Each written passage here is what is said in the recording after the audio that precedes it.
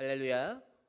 오늘도 이렇게 주의 전에 나와서 주님을 예배하고 말씀을 사모하는 마음으로 이 자리에 나와 있는 우리 다니엘 청년부 여러분을 주님의 이름으로 축복하고 환영합니다. 모든 것이 끝났다라고 말할 수 있을 법한 그러한 상황이 있습니다. 오늘 말씀에 그러한 상황이 등장하죠. 오늘 말씀은 남유다의 아수르의 군대가 쳐들어왔을 때의 일을 기록하고 있습니다. 당시에 남유다는 히스기야라는 사람이 왕이었습니다. 이 히스기야는 남유다를 통치한 여러 왕들 중에 선한 왕으로 분류되는 사람 중 한 사람입니다. 그래서 아수르에 굴복하지 않았어요. 다른 왕들은 아수르에 굴복하고 조공을 바치면서 버텼는데 히스기야는 아수르에 조공을 바치지 않아요. 도리어 애국과 좀 친하게 지내면서 어떻게 아수르를 공격해 볼까 그러한 생각을 했을지도 모르겠습니다. 어찌됐건 히스기야는 아수르랑 친하게 지낼 생각을 하지 않아요. 그러자 아수르가 힘으로 유다를 짓밟으러 오게 됩니다. 말도 안 되는 대군이었습니다. 말도 안 되는 대군이었어요. 당시에 18만 5천 명이라는 정말 말도 안 되는 대군을 끌고 아수르가 이 히스기야, 그러니까 남유다를 쳐들어옵니다. 유다가 그것을 막아낼 재간이 없겠죠. 그들이 쳐들어온 지 얼마나 시간이 흘렀는지 이제는 예루살렘까지 올라오게 됩니다. 그리고 히스기야와 유다 백성들을 모욕하고 하나님을 모독합니다. 히스기야가 이 상황에서 무엇을 어떻게 할 수 있었을까요? 이런 위기의 순간은 그 크기는 다를 수 있지만 그 크기는 사람마다 다를 수 있지만 모두에게 한 번씩은 존재하기 마련입니다. 누군가에게는 집에서 그리고 친구들과의 어떠한 관계에서 예수를 믿는 것 때문에 불편함을 갖게 되고 어떠한 따돌림을 갖게 되는 그러한 경우도 있을 수 있을 겁니다. 또 누군가에게는 주일에 자꾸만 출근하라고 하는 그 직장이 이 위기 상황일 수도 있겠죠. 우리는 그러한 위기 속에서 어떻게 해야 할까요? 오늘 히스기야가 보인 모습을 통해서 우리가 위기의 순간에 어떻게 행동해야 하는지 함께 살펴보고 결단할 수 있는 시간이 되기를 소원합니다. 우리는 위기 속에서 먼저 하나님의 이름을 구해야 합니다. 오늘 본문 4절 말씀입니다. 랍사게가 그의 주 아수르 왕의 보냄을 받고 와서 살아계신 하나님을 비방하였으니 당신의 하나님 여호와께서 혹시 그의 말을 들으셨을지라. 당신의 하나님 여호와께서 그 들으신 말 때문에 꾸짖으실 듯하니 당신은 이 남아있는 자들을 위하여 기도하소서 하더이다 하니라. 아멘. 히스기야가 이사야에게 말을 합니다. 아수르가 하나님을 비방하였다. 살아계신 하나님을 비방하였다라고 말을 하죠. 여기에서 이제 만약에 유다가 아수르에 굴복한다면 어떻게 되는 건가요? 이 하나님의 이름을 비방했는데 유다가 굴복해요. 그러면 그 비방한 하나님이 더 약한 존재가 되는 것이죠. 그렇기 때문에 이 백성들은 하나님에 대한 믿음도 당연히 바닥으로 떨어질 것이 분명했습니다. 절대로 져서는 안 된다라는 것을 히스기야는 알고 있었어요. 그런데 문제가 무엇인가요? 지금 유다는 아수르와 전쟁을 할 수 있는 힘 자체가 없습니다. 그래서 아수르에 반드시 패배하고 굴복해야 했는데 오늘 이 본문에서 오늘 이 말씀에서 아수르가 잘못을 범하죠. 하나님의 이름을 모독했다는 겁니다. 열왕기하 18장 25절에 이렇게 말합니다. 내가 어찌 여호와의 뜻이 아니고야 이제 이곳을 멸하러 올라왔겠느냐. 여호와께서 전에 내게 이르시기를 이 땅으로 올라와서 쳐서 멸하라 하셨느니라 하는지라. 아수르의 장수죠. 아수르의 장수가 그가 조롱하는 것이죠. 우리가 너희를 치러 온 거, 우리가 유다 너희를 치러 온 거 이거 여호와께서 나한테 명령하신 거다. 너희 유다를 치는 것은 내 뜻이 아니라 여호와의 뜻이다라고 지금 이 유다와 히스기야를 조롱하고 하나님을 모욕하고 있습니다. 이 말을 들은 히스기야가 얼마나 분노했을까요? 내가 섬기고 있는, 내가 모시고 있는 신 여호와의 이름을 함부로 입에 담습니다. 그리고 그 신의 이름을 빌어서 너희를 치러 왔다라고 이야기를 해요. 그 하나님의 뜻이 하나님의 백성들을 멸절시키는 것이라고 지금 이 사람이 말을 합니다. 하나님의 이름도 망령되이 부르고 있고 하나님과 백성들 간의 그 친밀함도 다 부수고 있습니다. 히스기야가 얼마나 분노했을까요? 그런데 지금 문제가 있죠. 히스기야는 분노했지만 이 분노가 이끄는 대로 저들과 맞서 싸울 수 있는 힘이나 능력이 존재하지 않는다는 것입니다. 그래서 히스기야가 무엇을 선택합니까? 하나님께 우리에게 하나님의 군대를 보내주소서라고 기도하나요? 아니죠. 히스기야는 하나님의 이름을 구합니다. 살아계신 하나님께서 역사해 주실 것을 믿고 그 하나님께 기도해 달라고 이사야에게 요청하고 있습니다. 이에 대해서 이사야가 무엇라고 말을 합니까? 아무런 걱정하지 말라. 저들 아수르의 군대는 너희를 죽일 수 없다. 도리어 저들이 돌아가서 죽을 것이다라고 이사야가 이야기합니다. 지금 아수르의 군대가 어디에 있습니까? 현재 아수르의 그 18만 5천이라는 그 군대가 어디에 위치해 있나요? 유다의 변두리에 위치해 있는 것인가요?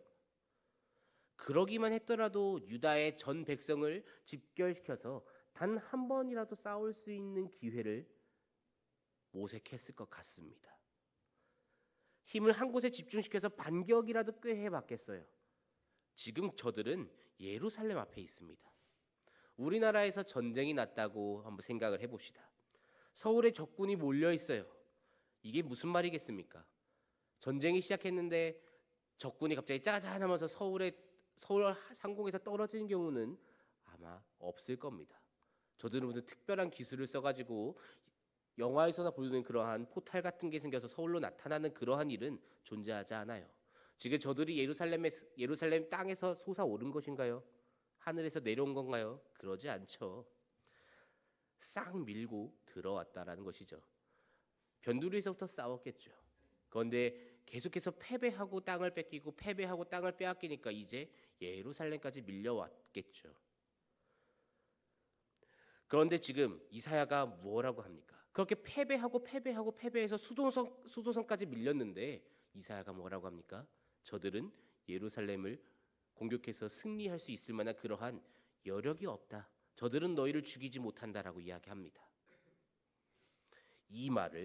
이러한 말을 누가 믿을까요? 히스기야가 물론 이사야에게 요청했죠. 우리를 위해서 기도해달라. 내가 기도해보니까 하나님이 이렇게 말씀하셨다. 이거는 정말 어떤 아주 믿음이 훌륭한 사람이더라도 이 말씀은 정말 받아들이기 힘듭니다. 내 눈앞에 지금 18만 5천 명이 있어요.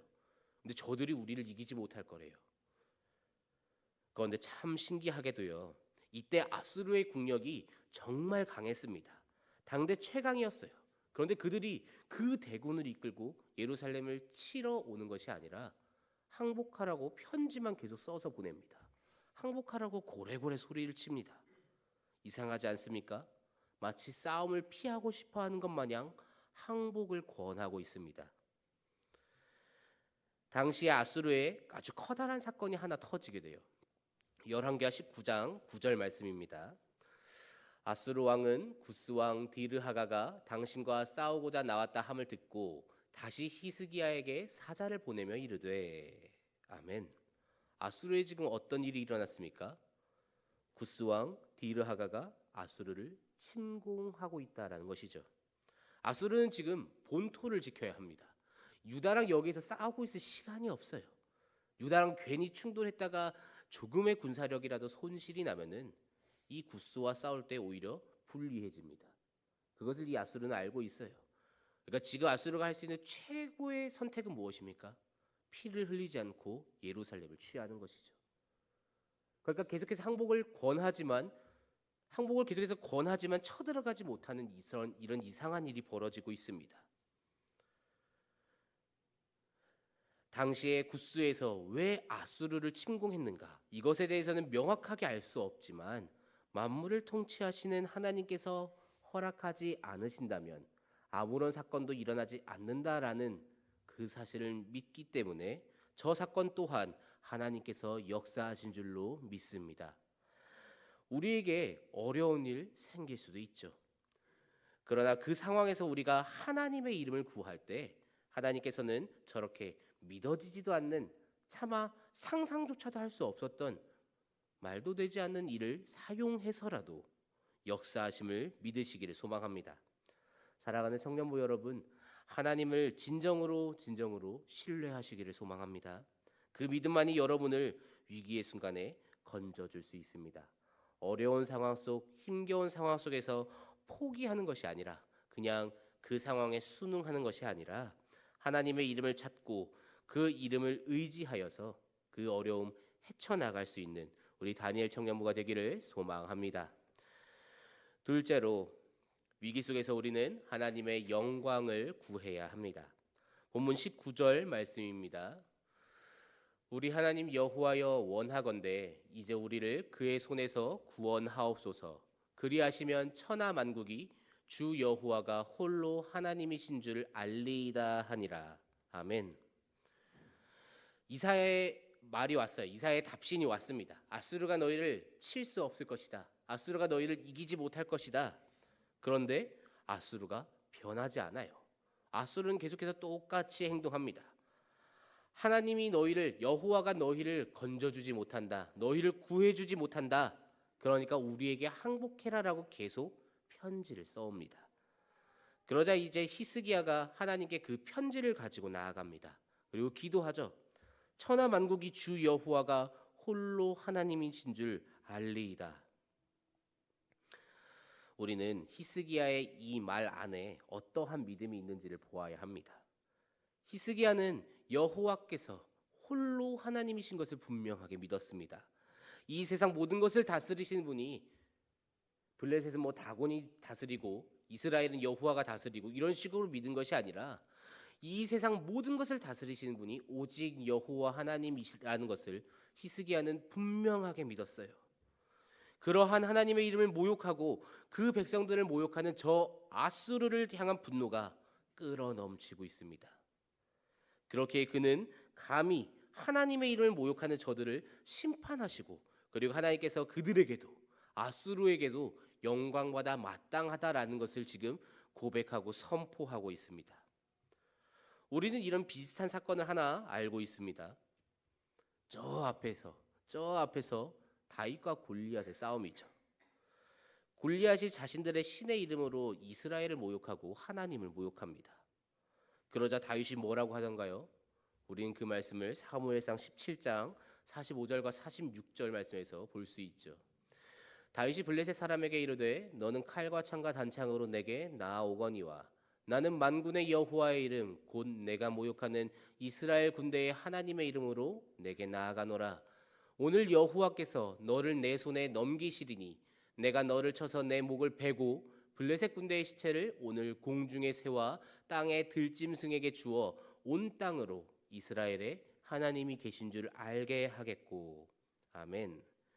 나는 만군의 여호와의 이름 곧 내가 모욕하는 이스라엘 군대의 하나님의 이름으로 내게 나아가노라.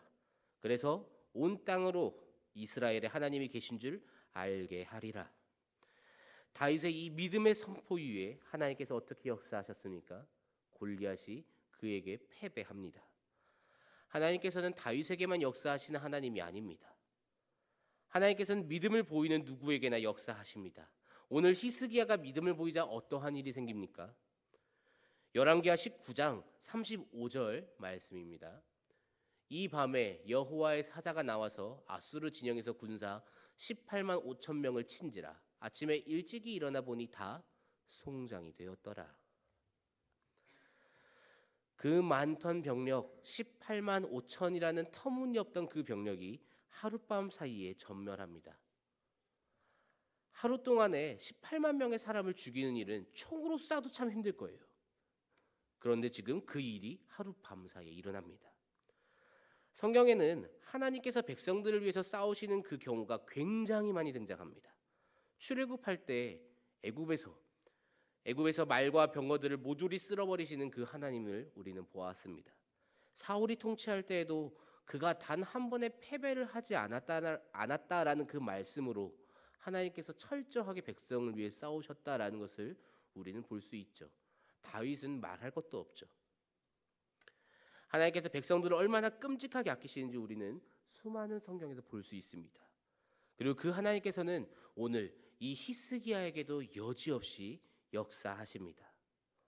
그리고 그 하나님께서는 저와 여러분의 삶에도 반드시 역사하실 줄로 믿습니다. 우리는 그 사실을 믿고 신뢰하며 오직 하나님의 영광을 구해야 합니다.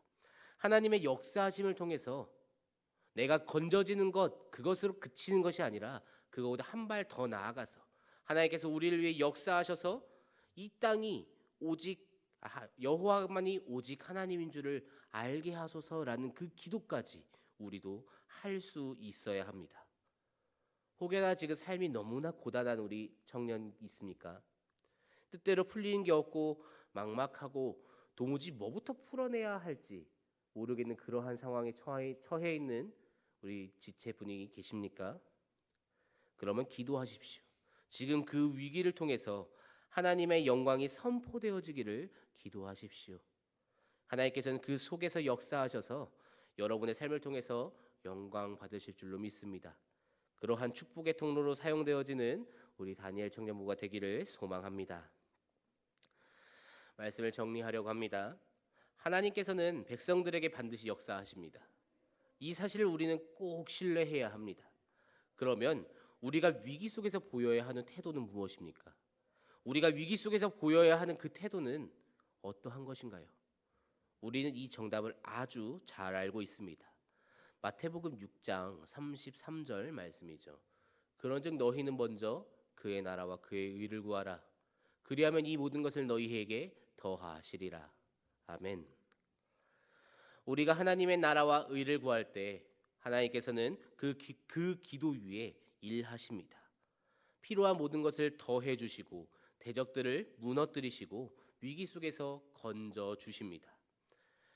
하나님께서 역사하시는 모든 순간에 하나님께서 백성들을 위해서 역사하셨던 그 모든 순간에 하나님의 목적은 딱 하나였습니다. 백성들을 구해 주시기 위해 그리하여서 그 역사하심을 통해서 백성들과 대적들이 오직 여호와를 유일한 하나님으로 알게 하기 위해서 하나님께서는 일하셨습니다. 하나님의 모든 일하심은 하나님께서 하나님 되시기 위해서 일하신 것입니다. 왜 애굽에서 역사하십니까? 이스라엘이 당신의 것임을 분명하게 하시기 위해 하나님께서는 그들을 애굽에서 건져내십니다. 왜 사울 때에 역사하시고 왜 다윗 때에 역사하십니까? 이스라엘을 다스리시고 이스라엘의 왕 되시는 하나님께서 그 백성들에 대한 주권을 선포하시고 또한 오직 하나님 당신만이 세상의 주권자라는 것을 보여주시기 위해 역사하셨습니다. 오늘 왜 히스기야에게 역사하십니까? 하나님께서 하나님 되심을 드러내시기 위함이죠.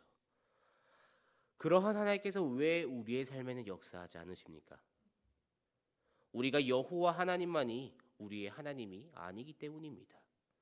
우리가 오직 여호와 하나님만을 나의 하나님으로 의지하고 믿을 때 하나님께서는 그 믿음 위에 일하시고 역사하십니다.